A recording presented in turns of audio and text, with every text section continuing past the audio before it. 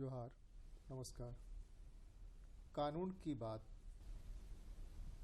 इस टॉपिक पर जब भी हम आपके साथ बात करते हैं तो हमारा मकसद यह होता है कि हम आपको न्याय पाने के जितने सारे वैकल्पिक रास्ते हैं, आसान, कम खर्चीला या बिना खर्च के, उसके बारे में बताएं।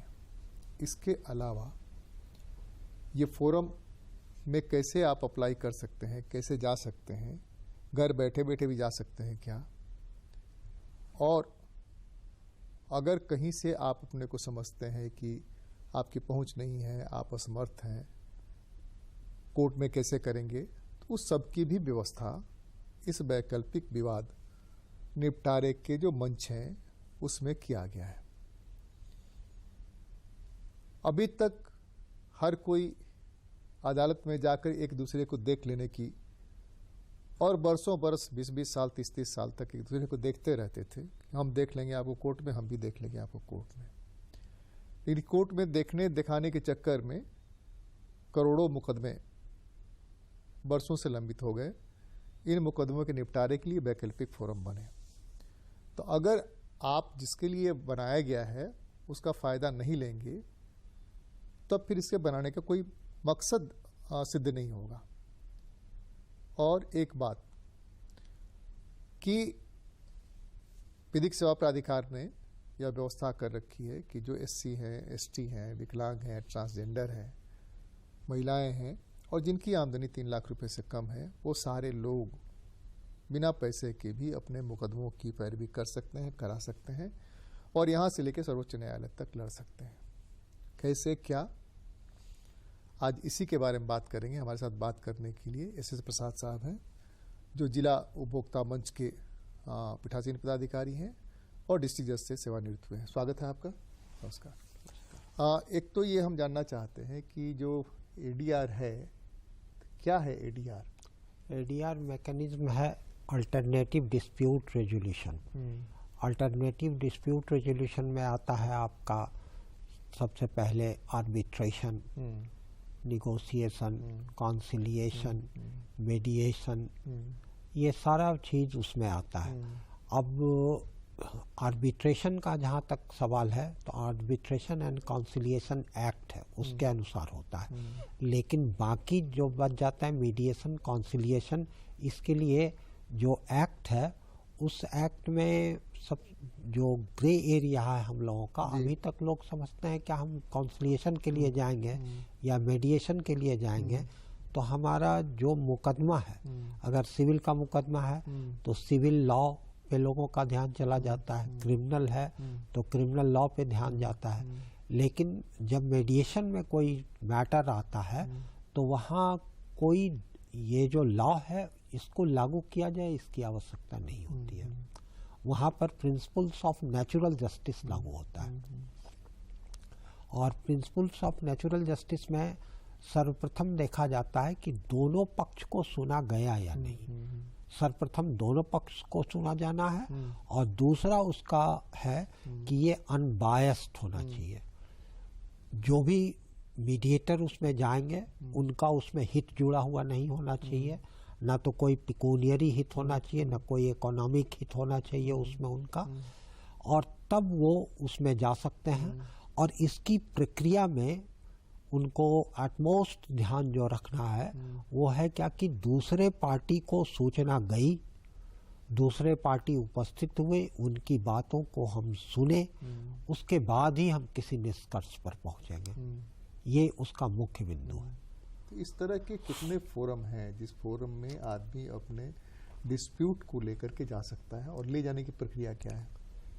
सबसे पहले अभी जितना भी आप जो 3 करोड़ से ऊपर का अगर मामला है, कोई कॉमर्शियल कोर्ट का मामला है, वहाँ तो कंपलसरी है, मीडिएशन में आपको जाना ही है कॉमर्शियल कोर्ट के मामले में। अन्य जहाँ पर की प्रोविजन है, अगर कोई एग्रीमेंट, कोई बिजनेस का एग्रीमेंट है, उस एग्रीमेंट में अगर ये है कि कोई मुकदमा होने पर आर्बिट्रेशन में जाएगा मामला, तो आप उसको आर्बिट्रेशन में ले जाइएगा। और अगर आप आर्बिट्रेशन एक्ट के सेक्शन 8 के अनुसार आर्बिट्रेशन चाहते हैं तो कोर्ट से भी प्रेयर किया जा सकता है कि हम आर्बिट्रेशन में जाना चाहते हैं, लेकिन आर्बिट्रेशन में फ़ी देना पड़ता है। आर्बिट्रेटर का फ़ी दोनों पक्षों के द्वारा लिया जाता है। इसके अतिरिक्त मीडिएशन जो है, मीडिएशन में किसी प्रकार के फ़ी की पार्टी को देने की कोई आवश्यकता नहीं होती है। मीडिएशन के लिए आप सबसे पहले जो आपका डालसा है या झालसा है वहाँ आप संपर्क करते हैं, वहाँ से दोनों जो आपके विरोधी पक्ष हैं उनको नोटिस जाता है और ये किसी मीडिएटर के समक्ष चला आता है। और जैसे ही मीडिएटर के समक्ष चला आएगा, ये देखा जाता है कि मीडिएटर सक्षम व्यक्ति हैं, उन्होंने मीडिएशन का कोर्स किया है और मीडिएटर वहाँ पर न तो एविडेंस एक्ट का पालन करेंगे, ना ही सीआरपीसी या सीपीसी ये सब का पालन नहीं करेंगे। वो प्रिंसिपल्स ऑफ नेचुरल जस्टिस का पालन करेंगे। और अगर कहीं भी पक्षकार को लगता है कि प्रिंसिपल्स ऑफ नेचुरल जस्टिस का पालन नहीं हुआ है तो वो मीडिएटर के अगेंस्ट भी जाके शिकायत कर सकता है।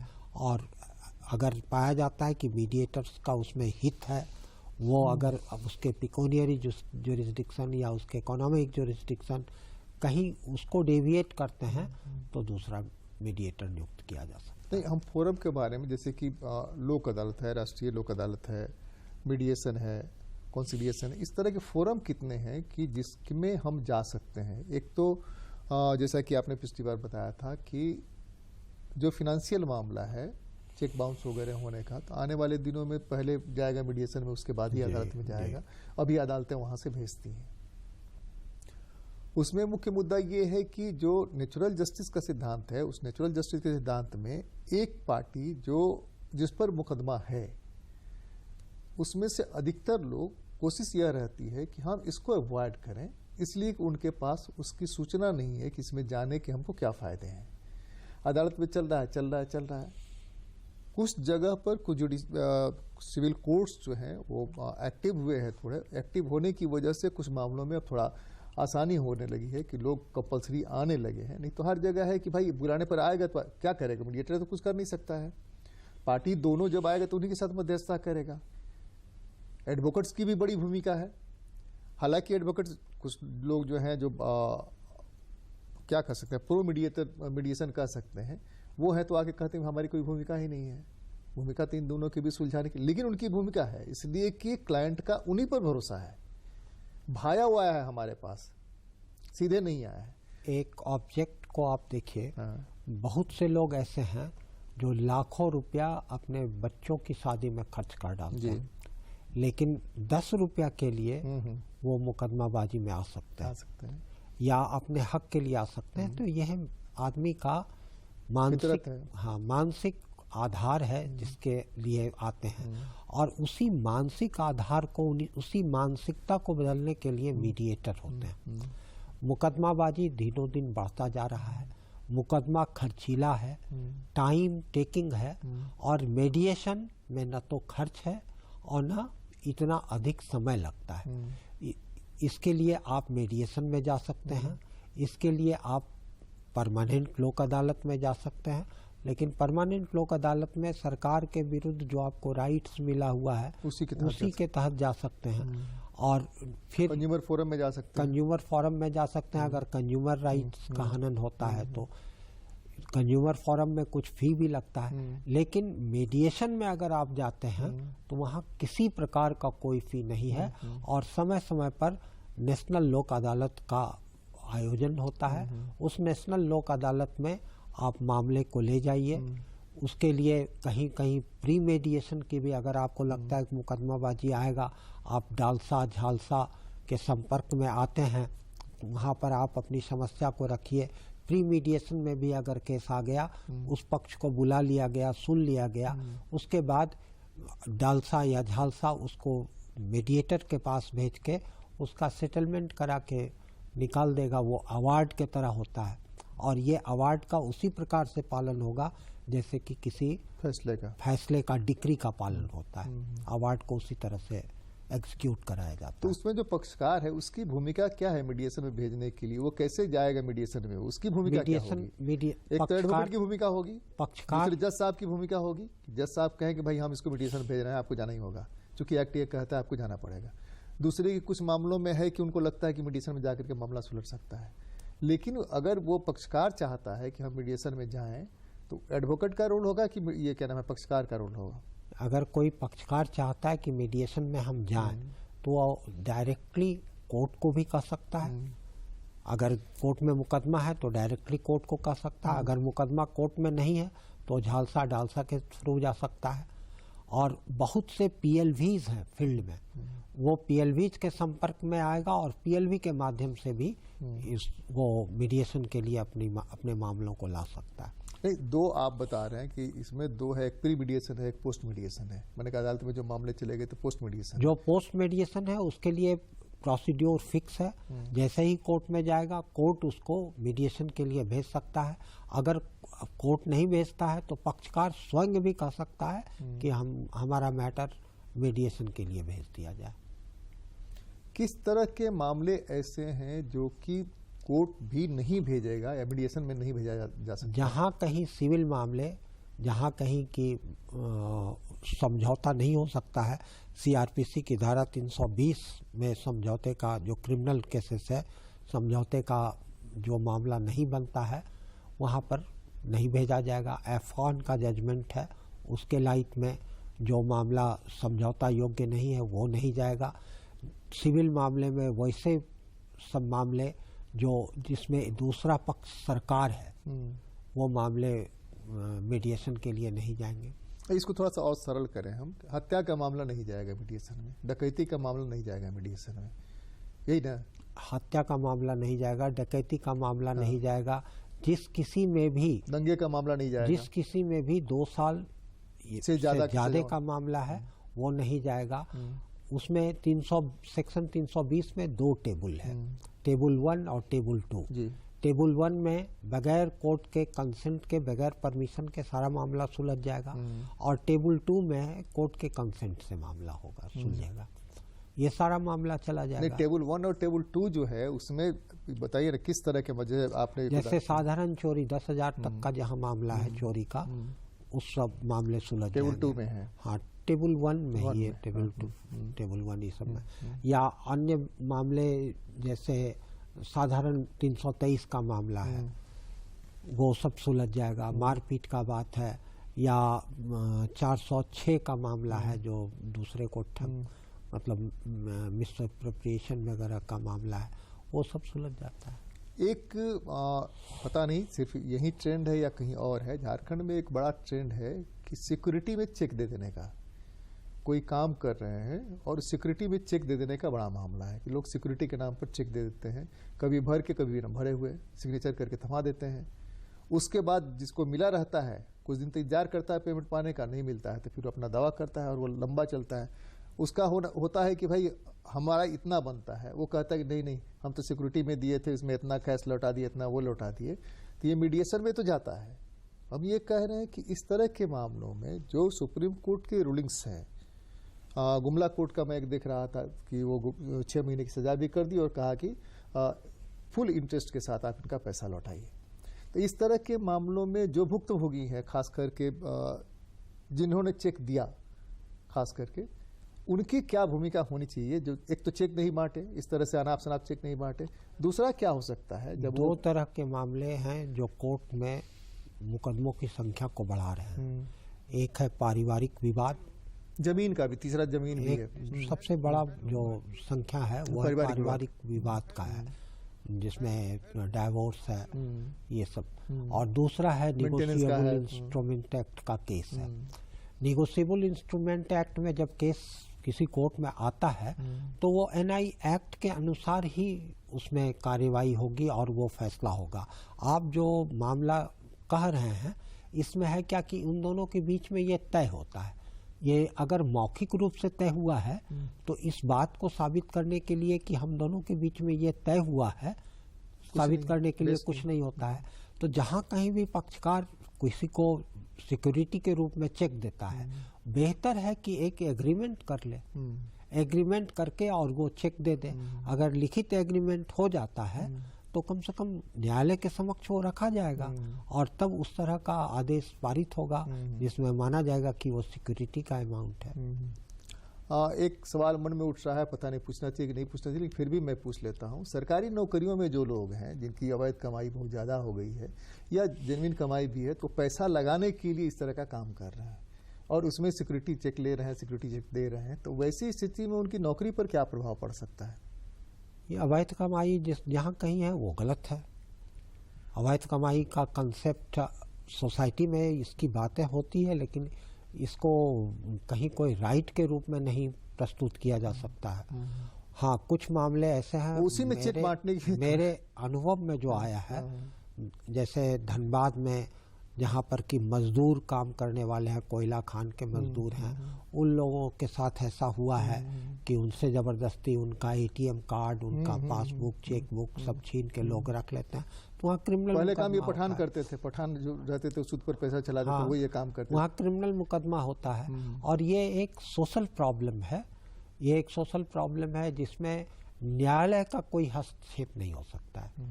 ये सरकार के स्तर पर या कोई एनजीओ के स्तर नहीं, पर मुकदमे तो आते हैं ना, मुकदमे जो भी दोनों पार्टी करता है। एक तो कि हमको जबरदस्ती पैसा मांग रहा है, दूसरा कि देखिए हमको चेक तो दिए हुए हैं, यहाँ हम ऐसे पैसा दिए हुए हैं इसको। न्यायालय के समक्ष मुश्किल है कि न्यायालय के समक्ष जो भी मुकदमा आता है उसका न्यायिक कानून जो है उसके परिप्रेक्ष्य में ही करना है, हमको निष्पादन करना है। लेकिन आप जो कह रहे हैं सामाजिक समस्या, न्यायालय सामाजिक समस्या को उस रूप में तो नहीं देखेगा। उसके समक्ष जो मुकदमा है उसको सुलझाएगा। इसलिए बेहतर है कि आप मीडिएशन में आइए। मीडिएशन में इन सब बातों को आप सुन सकते हैं, मीडिएटर सुन सकते हैं, और मीडिएटर को क्या कहा गया क्या नहीं कहा गया इसको बताना नहीं है, इसको कोर्ट जानता नहीं है। इसलिए बेहतर विकल्प मीडिएशन है। और वो मेरी कल्पना में आने वाला समय जो है वो मीडिएशन का ही है। और उम्मीद करते हैं कि एक समानांतर व्यवस्था कायम हो जाएगी मीडिएशन का आने वाले समय में। जो प्री मीडिएशन के मामले हैं, प्री मीडिएशन में जो कंप्लेनेंट है या उसको क्या कहते हैं प्लेंटिफ है, उसको तो लगता है कि हमको जाना चाहिए, लेकिन वहीं जो पहले भी मैं आपसे कह रहा था दूसरा पक्ष नहीं आता है, तो उसमें क्या हो सकता है? या आया भी 2-3 मीटिंग में आया भी, चलता रहा बोले नहीं हमको कोई मतलब नहीं है, तब क्या होगा? इसलिए कि हमको जो प्रभावी बना है, प्री मीडिएशन को प्रभावी बनाना है। जैसे कि एक केस का हमको याद है, एक केस था, आया केस, पारिवारिक विवाद का मामला था, वो सुलझ गया इसलिए कि वो पार्टी नौकरी करता था, सरकारी नौकरी में था। जैसे उसको बताया गया कि अगर तुम नहीं करोगे तुम्हारी नौकरी पर प्रभाव पड़ेगा, उसने पारिवारिक मामले को सुलझा लिया, मैंने 2 या 3 डेट में सुलझा लिया। लेकिन जो लोग यहाँ मानते हैं कि क्या होगा, नहीं जाएंगे। एक समय जब शुरू हुआ था, मीडिएशन शुरू हुआ था और लोक अदालत शुरू हुआ था, तो वकीलों का बहुत विरोध हुआ था। उसके बाद जब पीएलवी जो आज काम कर रहे हैं, वो काम पहले वकील लोग किया करते थे। धीरे धीरे वकीलों ने किनारा किया, अब पीएलवी एक सशक्त माध्यम के रूप में प्रस्तुत हुआ है। लोग पहले आते नहीं थे, लेकिन अब आना शुरू हुआ है। जो जो हमारा समाज जागरूक होगा त्यों तो लोग स्वतः आएंगे। मुकदमाबाजी फैशन एक समय था जब ये फैशन था, अभी बड़े लोगों का एक चूहल था, लेकिन अब धीरे धीरे लोग समझने लगे हैं कि मुकदमाबाजी न तो कोई फैशन हो सकता है, न ये कोई चूहल हो सकता है। मुकदमाबाजी एक परेशानी है और अच्छे बिजनेस के लिए, अच्छे कानून व्यवस्था के लिए मुकदमाबाजी से बचना ही ठीक है। कोई भी कानून का उल्लंघन अगर 2% लोग करते हैं तो जो सिस्टम है वो 2% लोगों को कंट्रोल कर लेगा। लेकिन अगर ये 2% से बढ़ के 10% हो गया, 20% हो गया, तो सिस्टम फेल होने लगेगा। इसलिए यहाँ के जो भी नागरिक, प्रबुद्ध नागरिक हैं, उनका ये दायित्व है कि लोगों को इस माध्यम में लाएं। और उम्मीद करते हैं, हम लोग आज बैठ रहे हैं आपके साथ, इस पर वार्ता हो रही है, तो ये सब का उद्देश्य यही है कि लोग जागरूक हों और मुकदमा का निपटारा अल्टरनेटिव डिस्प्यूट रेजोल्यूशंस के माध्यम से हो। सरकारी नौकरी या प्राइवेट नौकरी में जो सर्विस मैटर है, सर्विस मैटर मीडिएशन में वो जा सकता है कि नहीं, और अगर जा सकता है तो कैसे, उसको प्रक्रिया क्या है? सरकारी नौकरी में जो लोग हैं उसके लिए तो आपको परमानेंट लोक अदालत में जाना चाहिए। वहाँ आप अपनी बातों को ला सकते हैं, जो आपका अधिकार है वो है। लेकिन मीडिएटर, प्राइवेट नौकरी में मीडिएटर के समक्ष लाया जा सकता है मामला, वो सुलझाया जा सकता है प्री मीडिएशन में। प्री मीडिएशन माने वो लेबर कोर्ट और वहाँ जाने के बजाय लेबर कोर्ट में है मामला तो वहाँ से अपना भिजवा करके भी किया जाता है। हाँ, अगर यदि प्राइवेट है तो हो जाएगा वो। लेकिन वो गवर्नमेंट वाला है तो गवर्नमेंट वाले में आपको लोक अदालत ही जाना पड़ेगा या राष्ट्रीय लोक अदालत जाना पड़ेगा। हाँ, लोक अदालत जाना होगा या आप परमानेंट लोक अदालत में जा सकते हैं। अब इसको हम लोग थोड़ा समअप करें, वो है कि मीडिएशन, इसके लिए जो पार्टी है उस पार्टी, गांव में बैठा हुआ कोई सुदूर गांव में जी, वो नहीं आ सकता है, आने की हैसियत नहीं है, खर्च नहीं है उसके पास, वो कैसे अपने केस का मीडिएशन कराएगा? उसके इसलिए लिए कि हम माना जाता है कि दोनों पक्षकार जरूरी हैं, दोनों के अभी रिसेंटली आपने देखा होगा, अभी एक स्पेनिश दंपत्ति का दुमका का केस है, उसमें स्वतः संज्ञान लिया, माननीय उच्च न्यायालय ने स्वतः संज्ञान लिया और वहाँ के कार्रवाई हुई लगातार, वहाँ कार्रवाई के लिए कहा गया वहाँ डालसा को, वो कार्रवाई हुआ।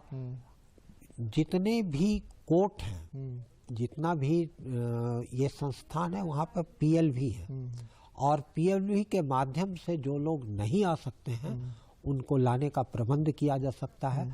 पूर्व में भी यहाँ पर वैसे जो पीड़ित लोग हैं उनको मंगवा के और उचित जो हो सकता है वो सब साधन उनको उपलब्ध कराया गया है, अभी भी कराया जा सकता है। कंज्यूमर कोर्ट में मीडिएशन की क्या प्रक्रिया है और कंज्यूमर कोर्ट में मीडिएशन चल रहा है कि नहीं चल रहा है?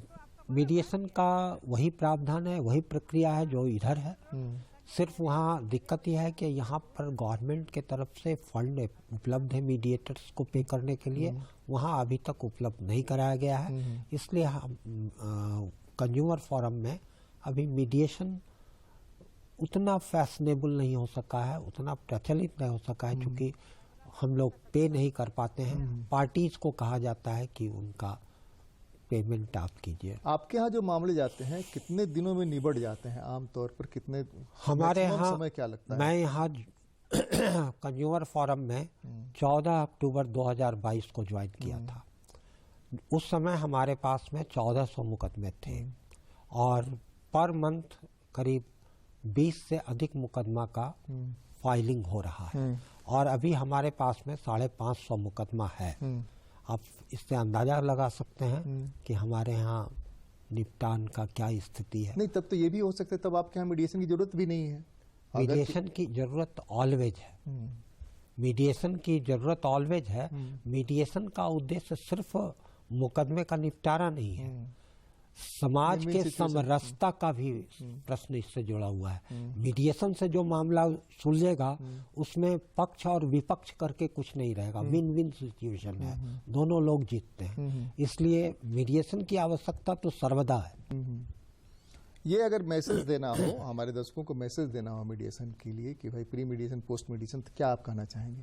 मैं कहना चाहूँगा कि अधिक से अधिक लोग, जो प्रबुद्ध लोग हैं, वो जागरूक करें यहाँ के नागरिकों को। एक सभ्य समाज, उन्नत समाज के लिए मीडिएशन बहुत अच्छा चीज़ है, इस दिशा में लोग आगे बढ़े। कानून की बात में आज तो बस इतना ही, अगली बार मिलते हैं, किसी और मुद्दे पर चर्चा करते हैं। बहुत बहुत धन्यवाद, नमस्कार, जोहार।